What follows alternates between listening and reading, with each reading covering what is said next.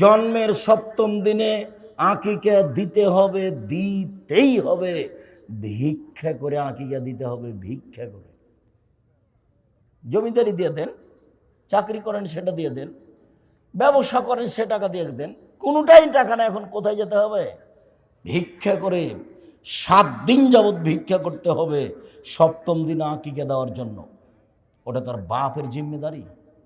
বাপ জন্ম দিয়েছে, সপ্তম দিনে তার নাম রাখতে হবে। সপ্তম দিনে ছাগল ছাগি, ভেড়া ভেড়ি, দুম্বা দুম্বি, কানা হোক, খোড়া হোক, ন্যাংরা হোক, 10 দিনের হোক, 2 মাসের হোক, 15 মাসের হোক, যেটাই হোক না কেন, জানে বেঁচে আছে এইরকম একটা ছাগল ছাগি, ভেড়া ভেড়ি তার বাপকে আকিকা দিতে হবে জন্মের সপ্তম দিনে। সুন্দর একটা নাম রাখতে হবে জন্মের সপ্তম দিনে। জন্মের সপ্তম দিনে মাথার চুল নেড়ে করতে হবে। ডাক্তার নিষেধ করেছে, তবুও করতে হবে। কেন? নবী বলেছেন সপ্তম দিনে মাথা নেড়ে করতে হবে, ডাক্তার নিষেধ করেছে।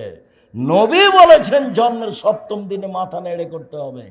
যা হবে হবে, সপ্তম দিনেই মাথা নেড়ে করতে হবে। 4, তা চুল সমপরিমাণে হিসাব করে রূপার মূল্য দান করতে হবে।